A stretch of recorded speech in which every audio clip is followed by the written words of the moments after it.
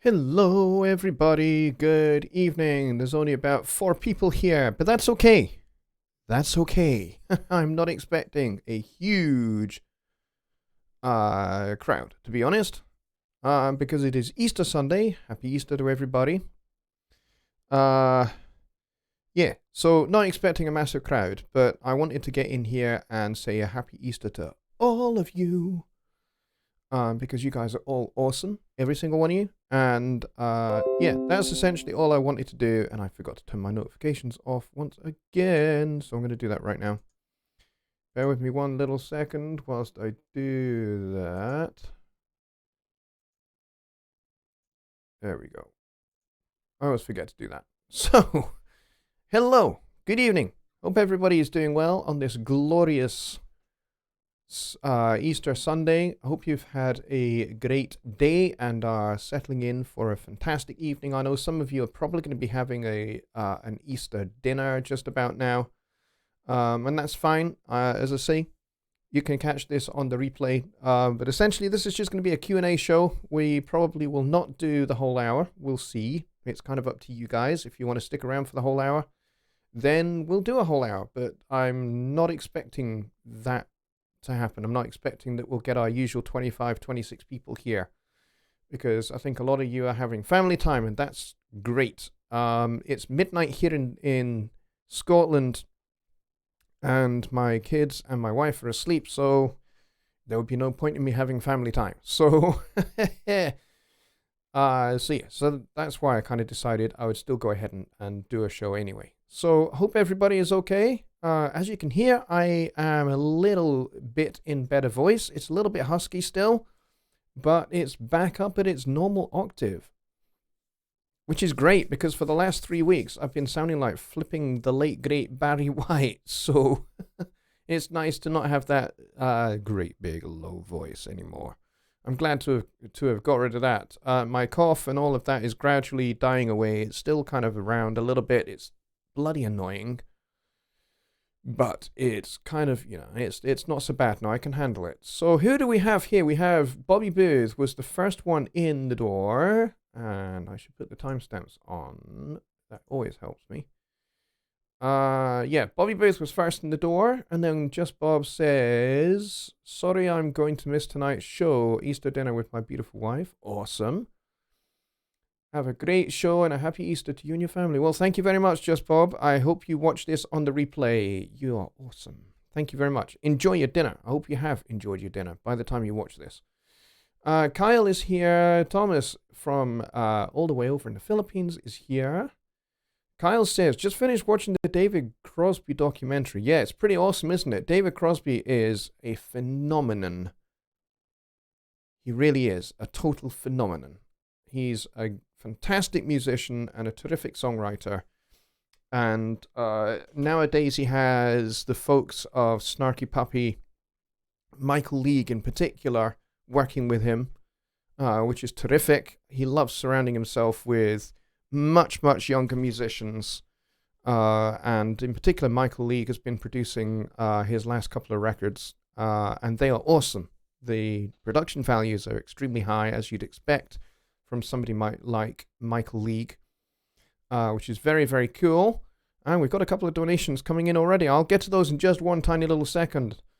The horns are blowing that sound. Yeah, the intro music, yes. Had a little trouble with the intro music, you may have noticed tonight. It doesn't always kick in on time for some reason. I have it automated now, so I don't have to press the buttons and all of that. So I have it set up in OBS so that the music just starts. And sometimes it doesn't always start, which is annoying. I think it might be a bug in OBS, because I've just updated to the latest version of OBS. Did that this afternoon, and so this could be a bug. But we'll have to wait and see. Mike Neighbor is here. Hello, Mike. Good to see you, buddy. He says, evening. And David is here as well. He says, good evening. John Anderson is here. Hello, mate. Good to see you. He says, the King of the Scots. Yes, if only I was the King of the Scots, that'd be awesome. But I'm not. And Bobby Booth with the first donation of the evening, $5. Thank you, mate. You are very kind and very generous. Thank you. I appreciate that a great deal. A very happy Easter to you.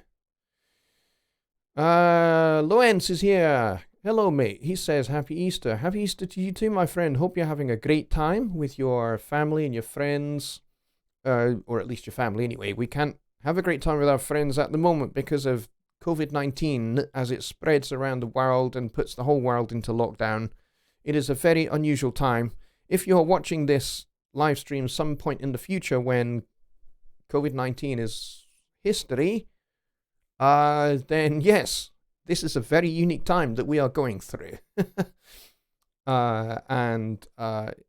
So hopefully this live stream and the ones before it will serve as some kind of historical document to some degree of what it was like to go through the COVID-19 pandemic of 2020 and 2019, actually, because it kind of started in November 2019. So yeah, future watchers, hello. Anyway, moving on. Mika Han is here. He says, hello all, waving. It's not a bug, it's a feature. Yeah, I think Bill Gates said that about every issue in Windows Vista. It's not a bug, it's a feature. And then everyone else went, nah, it's definitely a bug. Because that feature doesn't work as it's expected to. So there we go. I quite agree with that. It's very funny, though. Alrighty. So we have a grand total of 12 people, and we have donations totaling $10, which is awesome.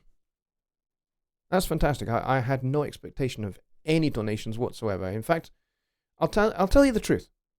I have no expectations of any donations any week that I do my show when you guys are generous with your money. Really, I do. Because I don't deserve a cent of it all, and you guys are just way too kind, and I love it. And you give with such joy, and it's very humbling. So thank you very much. So, to the matters at hand this evening. It is basically just a Q&A this evening. I have no agenda, no plan. It's kind of your show, really, to be honest. So yeah, hit me with your questions. Hit me with your questions. I'm ready for them. Just as long as you don't get into gynecological issues, I'll be happy. So, so there we are. Let's see. Mika says, can I give a Studio One STEM tip? Sure. Go ahead. Type it. Type it out. Let's see how fast your fingers are, Mika. And I'll read it. I will absolutely read your Studio One STEM tip. Studio One stems. Stems are great. There's a wonderful feature in Studio One for exporting stems, which I use a lot.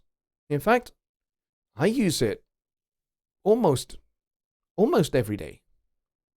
Gal says it's fun to be a lunatic. Yes, that is my default status, to be honest, is being a lunatic. And I think, living in quarantine, my quarantine is over, thankfully. I can now go outside. I've been able to go outside since Tuesday. And I've been learning how my legs work again. Because I'm used to walking. I probably walk maybe a couple of miles every day. That's kind of my norm. I walk maybe a couple of miles every day. But, since being, first of all, in self-isolation because my wife was sick. She didn't have COVID-19, thankfully, but she was definitely quite unwell. And so we had to, excuse me, we had to self-isolate for 14 days. So kind of that was the start, really, 14 days of that. And then I became sick. And so the doctors said, okay, you need to extend your quarantine by another 14 days. So it was 4 weeks of being indoors and not being able to go out anywhere, and having to also homeschool my kids and do my business work for Jonny Lipsham Studios, and also do my work for Presonus as well. So I've had my hands full for these last 4 weeks. So if you're wondering why there has been a complete dearth of new videos on my YouTube channel, that would be why. I've just had my hands way too full to have any time to really devote to making any new content. However, I intend to address that, and I'm going to be making a whole bunch of new videos coming very soon. I'm working on a series of videos, actually. In fact, I'm working on a couple of series of videos, but they're going to take some time to make. So you're going to have to kind of wait patiently for them, but they will be coming in the next few days. It's going to be pretty exciting what I've got coming. So I'm really excited to share those videos with you when they're done. I'm mapping them all out as we speak, and I don't script my videos, but I certainly do have like a planned outline for each video to make sure that what I set out to do at the start of the video, I then actually do, and then I wrap up the video with kind of a short kind of wrap-up explanation of what you've just seen, basically. And I try to do that in each of my videos. So I'm currently mapping out the whole series for that. Okay, Mika says, for bus users, I prefer to take the tram. Is that okay, Mika? Either tram or taxi works better for me. But carry on. He says, create a separate stem bus and temporarily push your tracks through that set at 0 dB, since stems run through your buses and main outs, so their level affects your stem levels. Cool. I like that. You know what, Mika? If you've got a setup for making a video on that, why don't you go ahead and make a video on that and post it up in one of our Facebook groups? That would be very cool. I'd love to see you putting that into practice in Studio One. And I forgot to turn my phone off. Oh, dear. Yeah, shut up, phone. Shut it. There we go. Okay, we're doing really well with the show tonight. John has a question. John Anderson says, I know this is basic, but it is about the grid. I'm recording at 91 BPM 4/4 to a click, using EasyDrummer. The click stays on the 16th note grid. My guitar is perfect and yet moves in between the grid. Okay, when you say your guitar is perfect, are we talking about a real actually played guitar by you or by a guitar player, or are you talking about a virtual guitar? The reason why I ask, because you're talking about your drum track stays on the grid. Your guitar is perfect and yet moves in between the grid. See, here's my thing. Although I kind of got my start in mid to late 1980s, where, you know, things like Steinberg Pro 24 and the very, very, very beginning stages of Logic were in place, and Pro Tools was beginning to become a bit of a thing. You know, there was this trend to quantize everything. Like, really, really, really heavily quantize everything. Every time you recorded anything, quantize. Everything, you know, drums, quantize. Bass, quantize. Guitars, quantized. Everything got quantized. And, you know, I suppose you can trace that all the way through forward into history to the present era and to, you know, kind of contemporary pop and R&B, where, again, everything is really, really, really heavily quantized. To me, it sounds machine-like. Now, there are certain circumstances where I think, you know, some kind of machine-like, you know, when it's like very obviously you're using, you know, not real drums, that they are very obviously, you know, kind of synth drums as opposed to samples. I'm talking synth drum sounds, you know, where you've got very obviously synthesized hand claps and very obviously synthesized hi-hats and, you know, a very obviously synthesized kick drum. Talking about that style of music, that's fine. Quantize that to death. because that is, that is genre specific, and that is the correct way to produce that kind of music. But to me, if you're using Easy Drummer and you're writing a pop or kind of a middle of the road pop rock song, and your Easy Drummer obviously is going to be quantized because it's MIDI,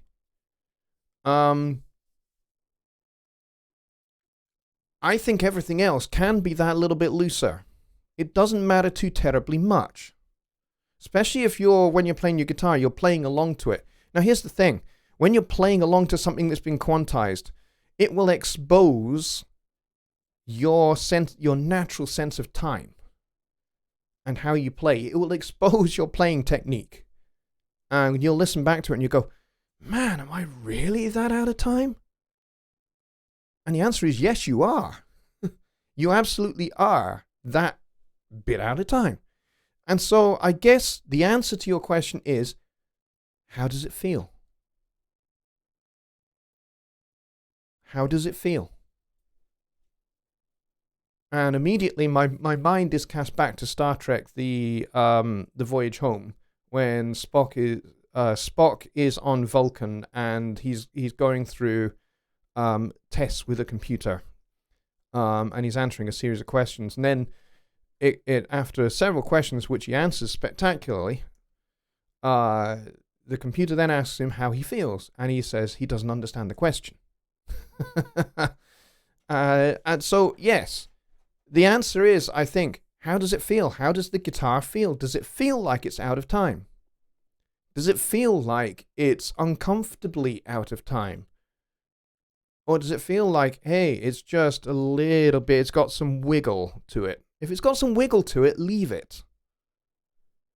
Because it's that kind of sense of wiggle that gives music its sense of motion and movement, in my opinion.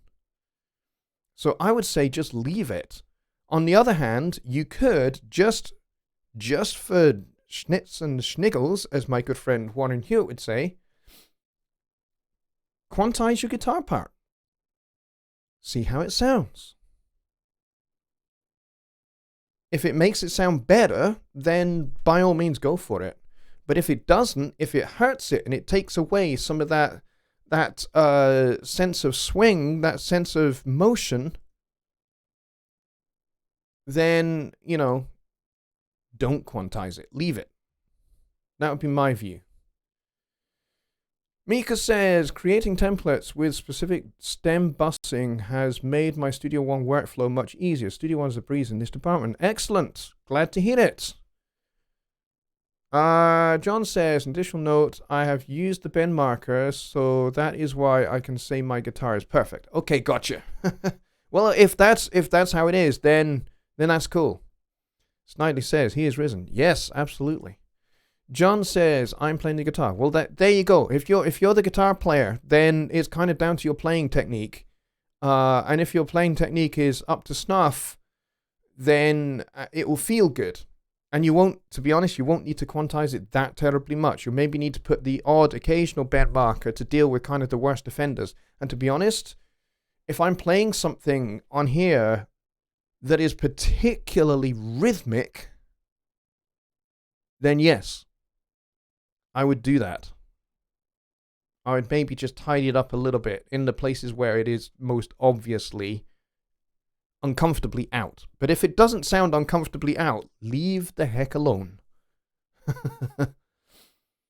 Mika says, don't you hate exporting stems and doing bounces that are low level?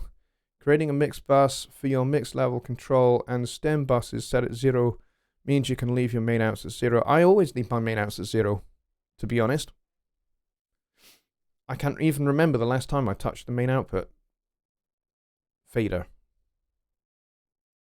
It just sits at 0, and that's where it stays.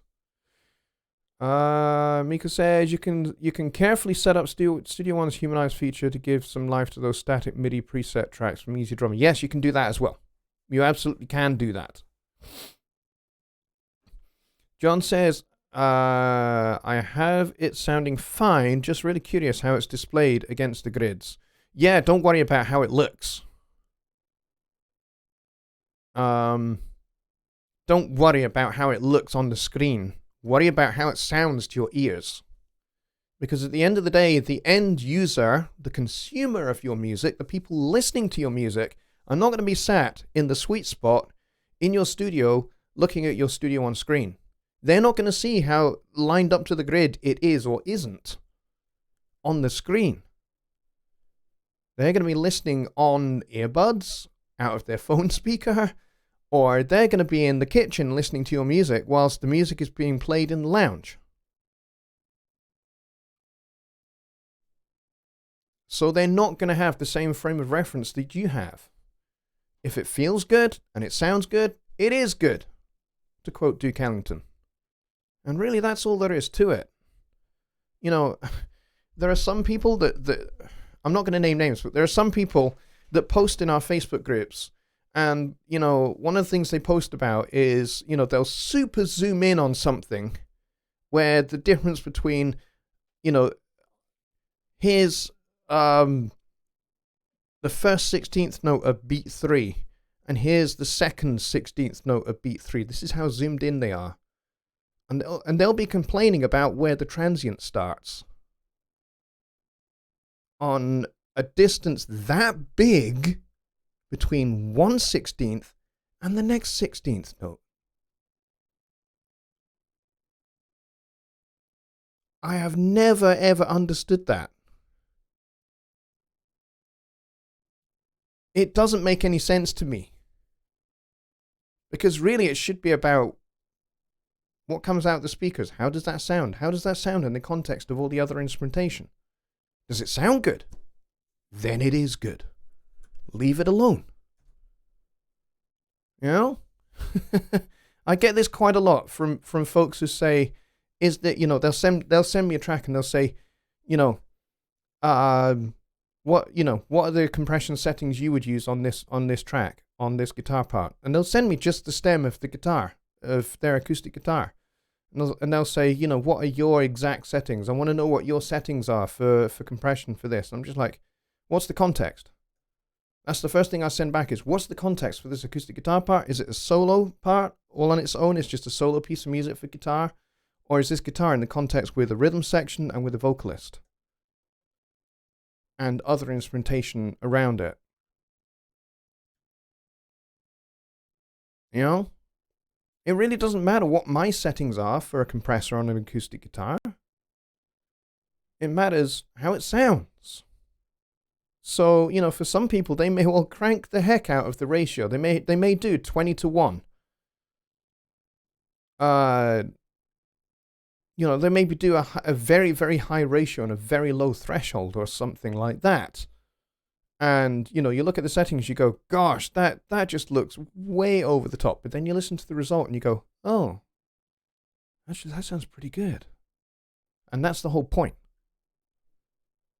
You know, Duke Ellington broke pretty much every convention for arranging for big band that there was in the 1930s and the early 1940s. He broke every single one of them.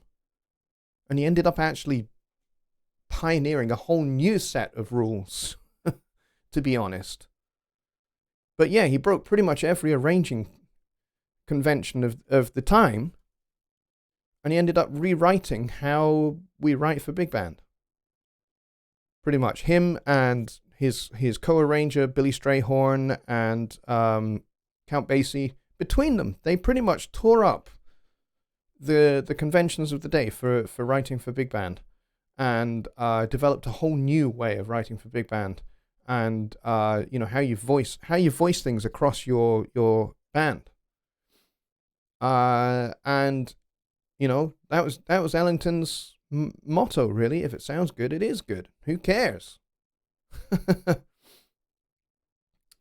Okay, let's see. Snidely Wishlap says, I said Wishlap, it's Whiplash. I spinnerized your name. It's just easier to edit when things are in time. Yes. Yeah, if it's exactly on the grid, it does make it easier to edit. I will agree with that. But if it's only tiny, infinitesimally away from the grid, it's still pretty easy to edit, my opinion.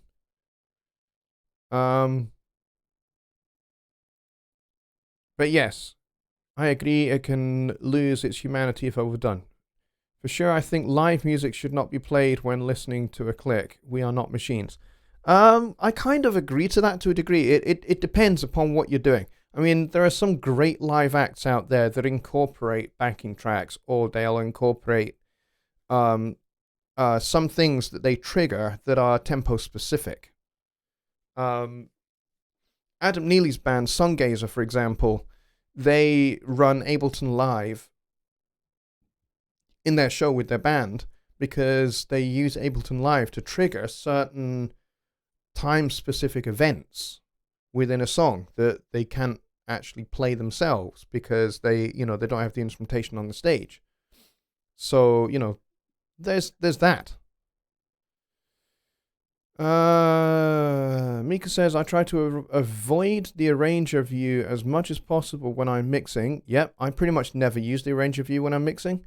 Full screen mixer view is my predominant mixing space. Yeah, and that would definitely be true, especially if you are used to something like Pro Tools. If you're very used to Pro Tools, then yes, that's probably the space that you are most familiar with when mixing, is just looking at the full-size, full-screen mixer view. I come from Cubase, and pretty much that was my default view as well, so I kind of do that. Yeah. Maybe about, 7/8 of the screen for me is the mixer, and, I maybe have like a little bit of the top as a frame of reference, but that's about it. Excuse me. Kyle says, I redid a mix from scratch using 98% Waves SSL G channel. I'm not happy and will probably start over to really learn the G channel. Yeah, I have the G channel, and I have pretty much used it twice and found it actually to be pretty heavy-handed. The compressor is pretty darn aggressive, and the EQ is, the whole console is pretty darn aggressive, and I'm not really sure. I never actually used the hardware G console. I don't remember ever. So I can't speak to the actual console itself, but I don't think it's actually that heavy-handed compared to the real thing. Steve Mann says, sometimes have that same OCD kind of attitude with my recordings as well, so I can relate. Yeah. For me, I think when I was younger, I was like that. I slammed everything in terms of quantizing and that kind of stuff, and having everything lined up and, nice and neat and compartmentalized. And then I realized that I didn't really need the compartmentalizing anymore, and I didn't really need the excessive quantization anymore. It just didn't sound good anymore. So I stopped doing it, and I broke free of the compartmentalizing and the nice, neat, tidy, everything is there. Even to the point where, this is obviously personal preference, because a lot of you guys will not be like me at all. There'll be some people that just like, vocals should be this color, guitars should be this color, drums should be this color, a bass should be this color, keyboards should be this color, and that is it. Those, every mix you have those exact same colors every time. I kind of mostly have that, but occasionally I'll change it up, because for me, for as much as I like having a fixed workflow, something that I do repetitiously, it just works. I just do it. It's a process, and I go through that process, and it's pretty quick because I'm used to doing it. I've done it so many times. It's habit. The danger is I can go into autopilot when I mix, because I do the same things over and over again. I make the same decisions over and over again. So I can become habitual about how I mix. And I found a few years ago that my mixes just started to sound stale. They didn't sound flat. They had lots of life and lots of energy to them and everything else, but they just started to sound stale. And I couldn't, for a good while, I could not figure out why they sounded stale. And then it occurred to me, it's because I do the same things over and over again, and I'm making decisions without really thinking about them, because they are what I do, day in, day out. And I thought, I've got to change something up here. And so I did. And from that point on, I decided that my workflow and the things that I do, the processes that I go through, must always serve the song, serve the music first. And if they don't, I change them and I do something different. Even if that means I do something I have never done before. That's just what has to happen. Otherwise, I become a person of habit and I end up mixing by numbers, so to speak. Because I go, oh, that's a guitar, da da da da da. Okay, that's, this is how I do a horn section, da da da da da da. Done. Now I'm all for mixing fast and getting the mix out to the client ASAP. Time is money. Get that. Totally get that. But I don't want to be robotic about it. I don't want to become so processed that it becomes like it becomes like a conveyor belt, a processing line, a production line. Like in a factory, I don't want to be doing that. So I decided that workflow should serve the music and not the other way around. And all too often I see it on various public forums, not just Facebook, not just the Personas forum, but, places like Gear Sluts and places like that where there's lots of people talking about mixing. And there are some people that are just like, no, my workflow is this, and that's it.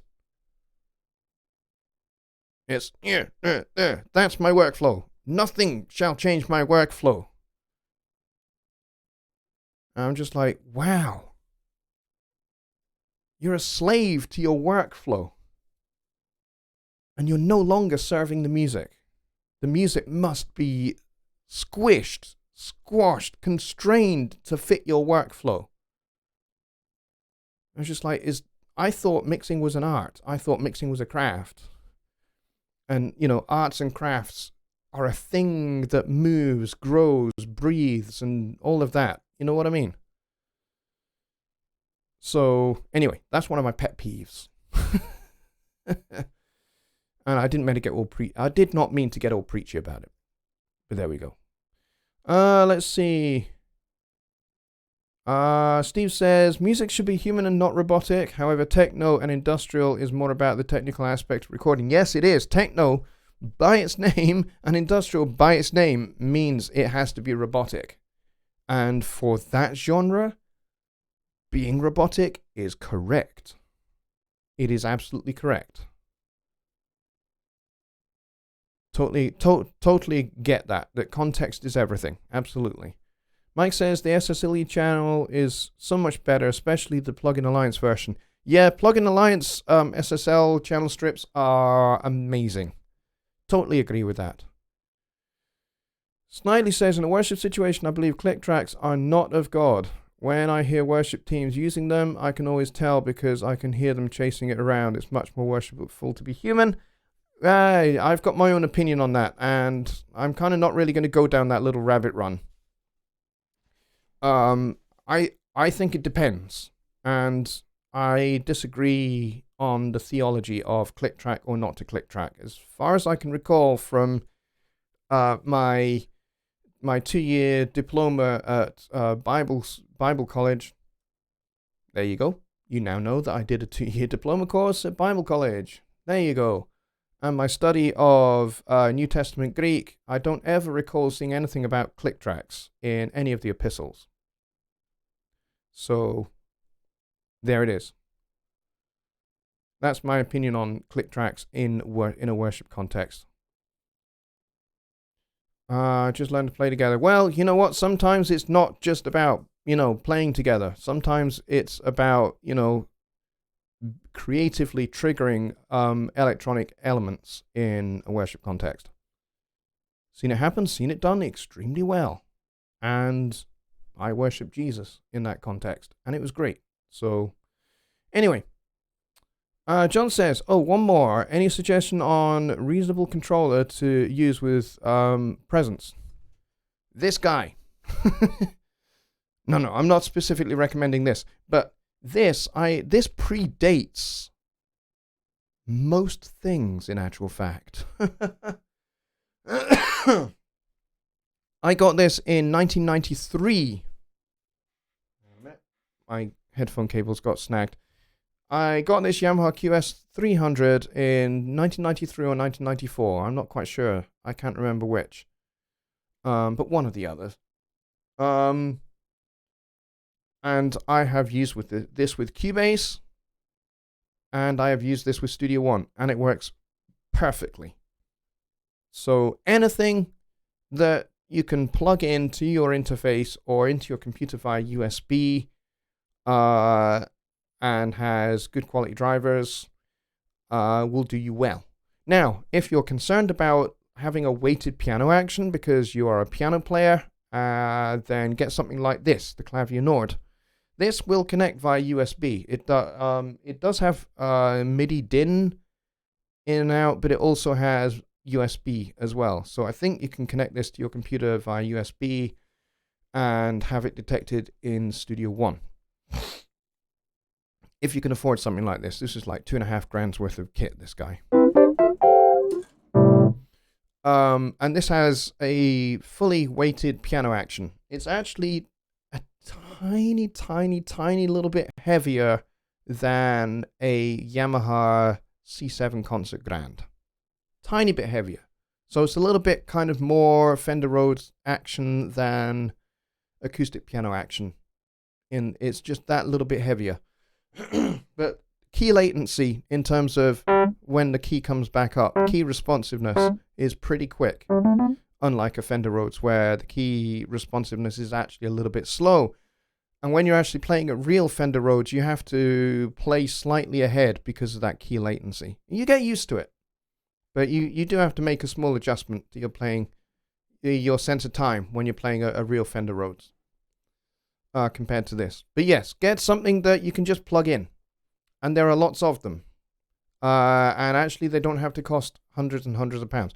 This cost me £1,200, which is going to be about $1,500. This cost me £2,600, which is going to be nearer $3,200. And this is not the latest version. The latest version, I think, is about $5,000, actually. Let's see. Michael Johnson says, I always make my bus channels yellow. Yeah, I totally understand that. I make mine always red. It is the only color that I actually stick to is, the color of my bus channels. Oh, and my effects channels, when I use the effects channels, I tend to use buses for effects. But occasionally I'll just use a regular effects channel. I have those as white. Because, they stand out pretty good. And I can't get them confused with my bus channels.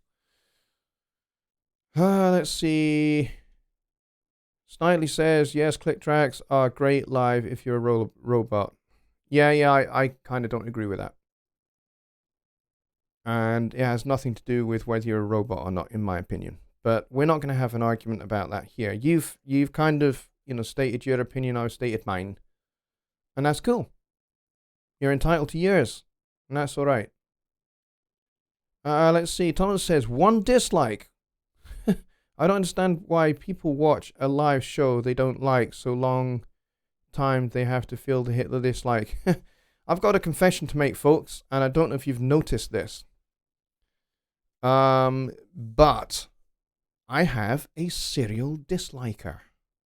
I have somebody that comes and watches my live shows every week and hits the dislike button. Every time. Every single week.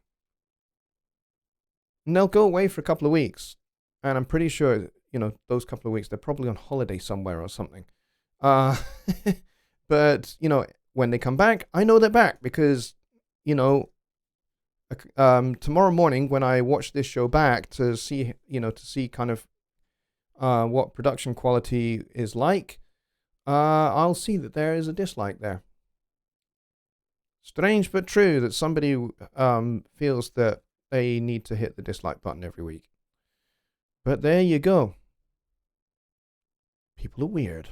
And I should know. I am the king of weird people.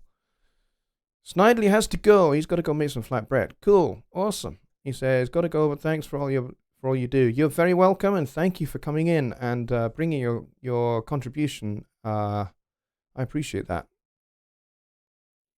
Let's see.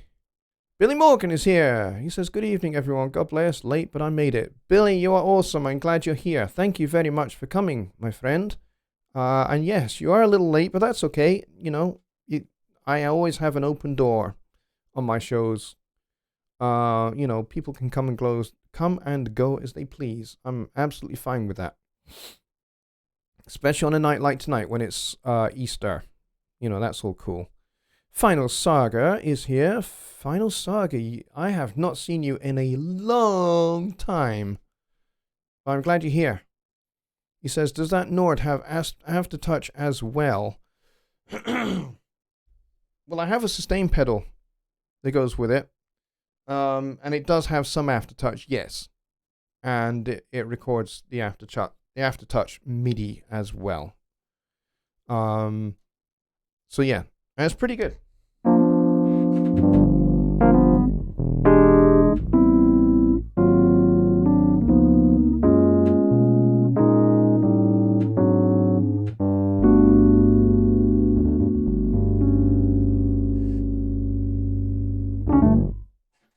There you go. John Anderson says, any words of wisdom on the use of delays? Yes. In actual fact, I have some things to say about using reverbs and delays. Two things. First of all, when you use them, apply something like the Abbey Road trick. If you don't know what the Abbey Road trick is, I've done a video on it. But essentially, it's where you apply a high and low pass filter on the way in to your reverb or delay. And what that does is that gets rid of all of that muddiness that can build up with lots of things going through reverb and delays. And it allows the reverb and delays to have a great deal of clarity and not cloud up the mix. So that's tip number one. And I do that. I do that with all of my reverbs and all of my delays every time. And I use multiple reverbs and multiple delays in my mixes for different reasons. And I even have reverbs that go into delays that go into reverbs, which is why I use buses for effects. So that's tip number one. Tip number two is use them sparingly. Don't overdo reverb, don't overdo delays. I know some mix engineers out there who, you know, particularly on a lead vocal, will use a lot of delays. Now, delays are great on a lead vocal because they can create a nice sense of space for the lead vocal.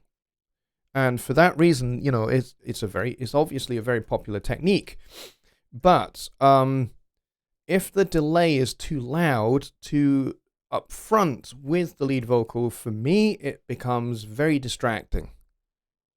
And so what I like to do is I do use a delay and I do use a reverb on my lead vocal, but I like to bury them so that they are felt rather than heard. So they're kind of just barely audible. Enough that you feel the presence of the delay, you feel the presence of the reverb, but, you know, they're not obvious. And so that's kind of how I use reverbs and delays. Final Saga says, I rarely make your shows, bro. I'm usually at work at this hour. Yeah, you are. But I'm glad you're here, so thank you for coming. Appreciate it. Mika says, I have a 1983 Jupiter 8, 1988 Jupiter 6, JD 800, JX3P. Wow. Gosh, I remember those. And 1993 and Sonic TS10. Oh, gosh, I loved those. SQ80, Sequential Prophet 5 and 6, Oberheim OBXA, Korg Trident. I love the Korg Trident. Mullen Pony, Polly and Karma. Yeah, all of those. Upkeep, thousands of dollars. Yes, absolutely. In my studio keyboard room, I rent and loan them out too. Well, that's a good way to make some extra bucks. Definitely. If you've got gear to loan out, definitely do that for sure. I had quite a lot of keyboards. I'm just down to the 2 these days. But I did have I have these 2 in here, and I have a Fender Rhodes as well. But I did used to have a Fender Rhodes, and I had a single keyboard Hammond. I forget what it's called, but it was a Hammond. It's a single keyboard Hammond, and I had that on my rack above this guy. So I had this. So I had the Nord, the Yamaha, and the Hammond on top here. And I had a Juno synth as well, and a couple of other things. I had a Leslie cabinet as well.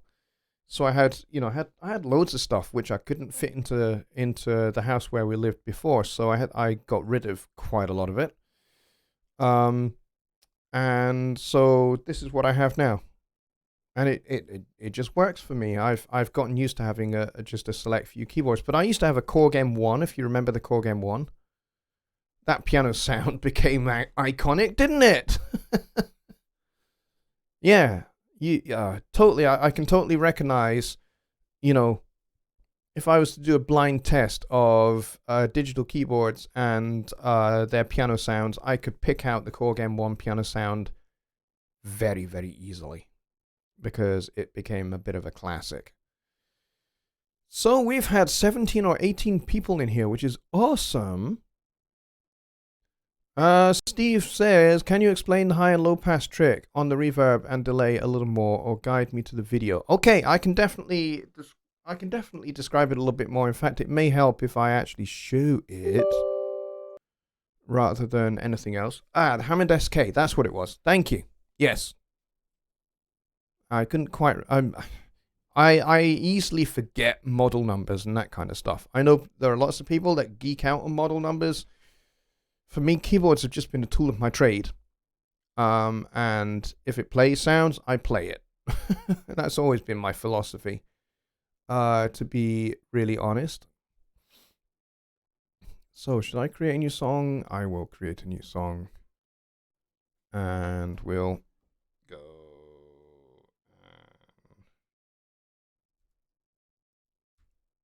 and add a track. There we go.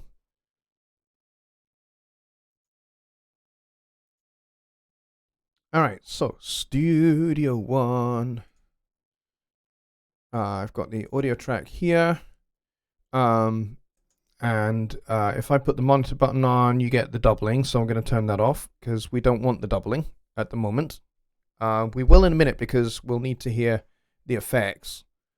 But what we're going to do is we're going to open up the mixer at the bottom as well. And we'll close that and we'll close that all together because we don't want to see that. Let's give ourselves a little bit of real estate. There we go. Cool. All right, so let's start with a room reverb or something like that. Room reverb. Okay, let's go and get something. Let's go for a flat plate. And we'll exaggerate the length of it. Yeah, I know. 6 seconds is maybe a little excessive. All right, let's get the monitor on. Okay. Now, you can now hear with the plate that there is an absolute ton of low end in this plate. Now, if I have a lot of things going through that plate, that is going to get very muddy very, very quickly. And you'll start ridiculously high passing. Your temptation will be instead of doing anything to your reverbs, you go, oh, I must go and make the vocal thinner because the vocal's too thick. So you'll start doing this, which is a little excessive. But now you can see I've actually, just by applying this high pass filter, I've taken out quite a lot of the mud from the vocal already. But if I mute the reverb for just a minute, so now we're just listening to the vocal. The vocal now is going to be way too thin. And if you keep doing like high pass filters really high up, you end up with a really, really thin mix. Especially if your objective is to clear out the low end of your reverb, you just end up with a really thin mix that has reverb. Not necessarily a great mix, to be honest. So let's put that back out to normal. And now the vocal doesn't sound nearly so thin. And there is our big booming reverb. And, you know, this could be like an airport or something, and or a railway station, and I'm making an announcement. The train now approaching platform 7 is the 1454 Edinburgh to Glasgow service, calling all stations. Yeah, it's a bit ridiculous. So if I turn that off just for a second, because that is getting a little bit ridiculous, and we'll get rid of the Pro EQ. Not worried about that. So what I'm talking about is now, strictly the Abbey Road trick is to put the EQ with the filtering before the reverb, but you can do it after as well. And I have done it both ways, but you can stick it ahead like that. And then the secret is here, roll this up quite high and then roll this guy quite high as well. So all that's really going on here is in the mid-range here of the reverb. So let's get everything back in. And now there's plenty of low end in my vocal track because you can still hear it, but it's not getting into the reverb. And now, as this builds up cumulatively, man, that reverb is ridiculously long. Let's go shorten this a bit. There we go. Okay, I can handle 2¼ seconds. There we go. That's fine.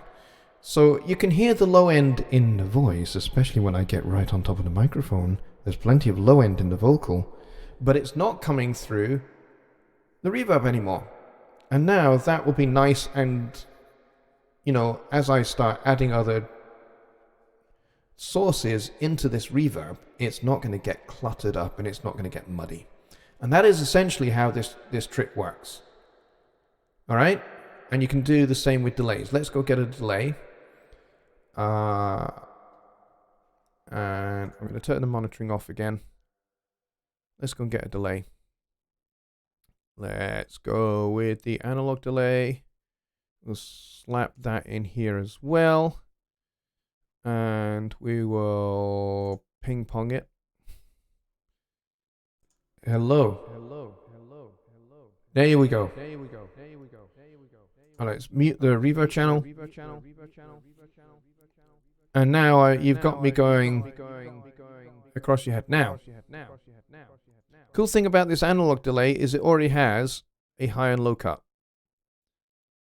So I can do it here. I don't have to do it by putting an EQ in before the delay. It works just fine using the damping here. So listen to that now. With this engaged. There we go. That sounds pretty good. And there's no crazy build-up going on. Now, if I turn that off, and I turn that off, now all that bass in there is just going to build up. And, you know, you'll get a build-up of the highs as well. So that's why I set it like that. All right? So there you go. I hope that has helped.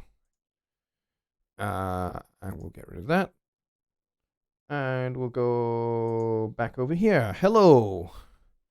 Hello, hello, hello, hello. So hope that has helped. Mika says, I accumulated them because audio tracks were a premium, so in time MIDI-driven synths, piano, drums, submixes were how we worked in the 80s. Yes, that's exactly what I did. I would record my rhythm section in the MIDI sequencer, which is essentially what Steinberg Pro 24 was. It was just a MIDI sequencer, and I'd do everything MIDI, rhythm section wise. So I had my drums and my bass, my keyboards, that kind of stuff done, and then of course you print a stereo track of that onto tape, and then you overdub everything else on top. And I made records like that all the time.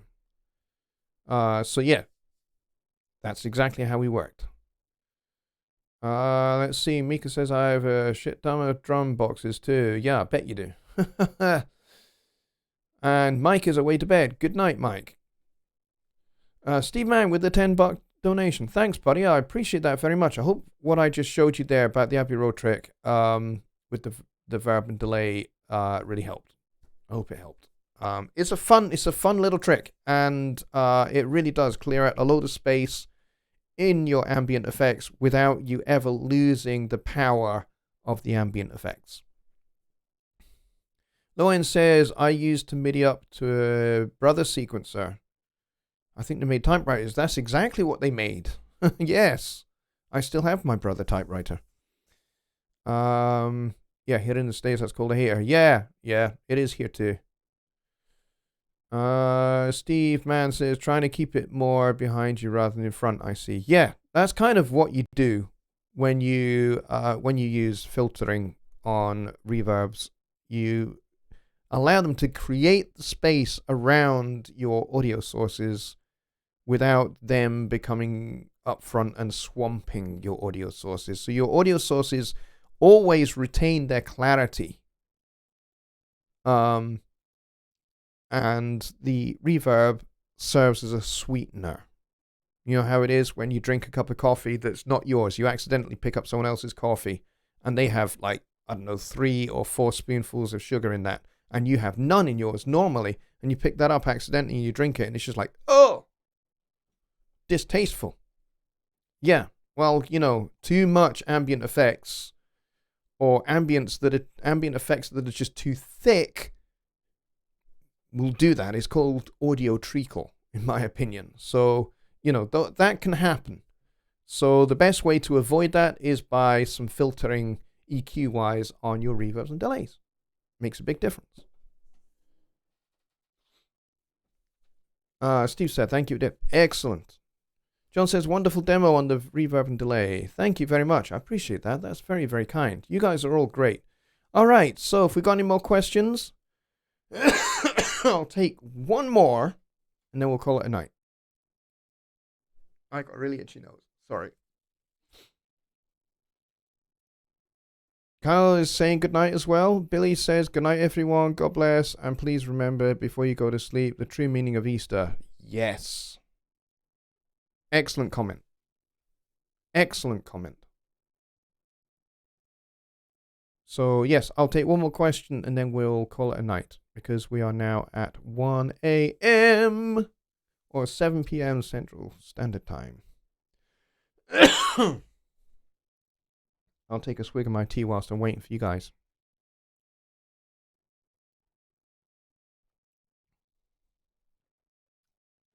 There we go. Mika says, thanks for the great discussion tonight. Hope you feel better. All the best to you and your family. Thank you very much, Mika. Well, I think we are going to probably call it there. John Anderson with the $5 donation right there. Thanks for the verb demo. You are welcome. I hope it helped. As I say, I do have a video on my channel called The Abbey Road Trick.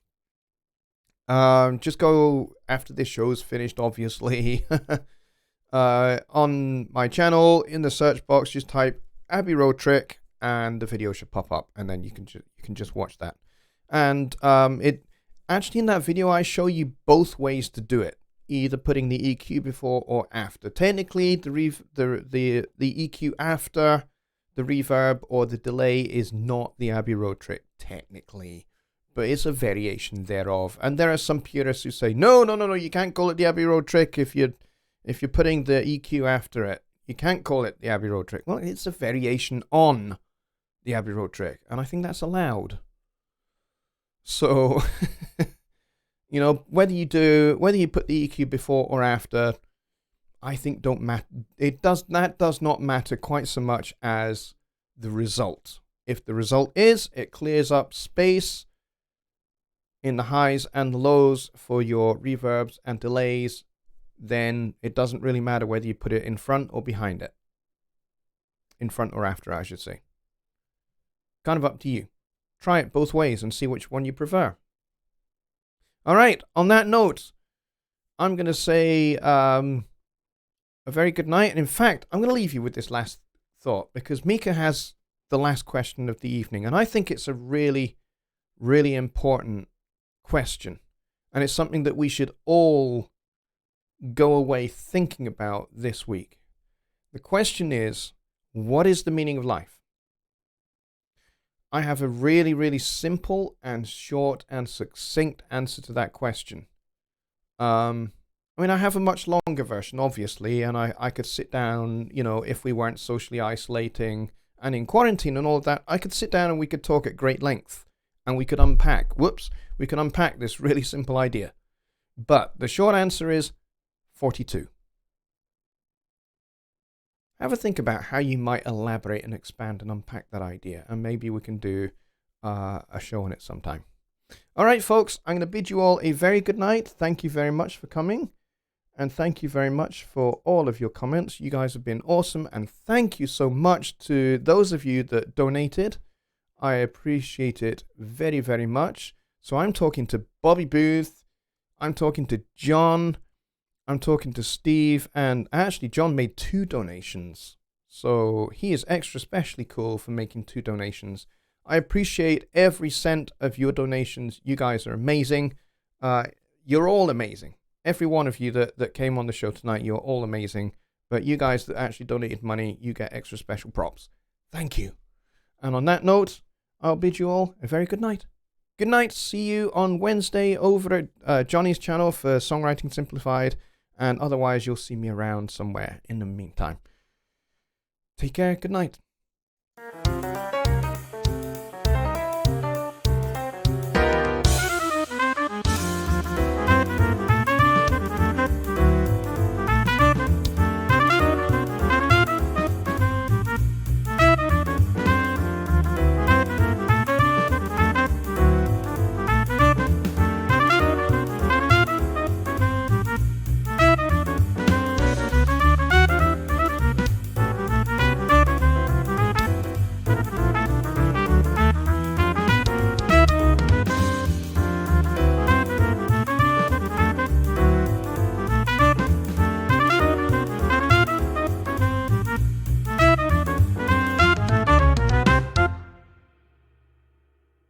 Good night, everyone.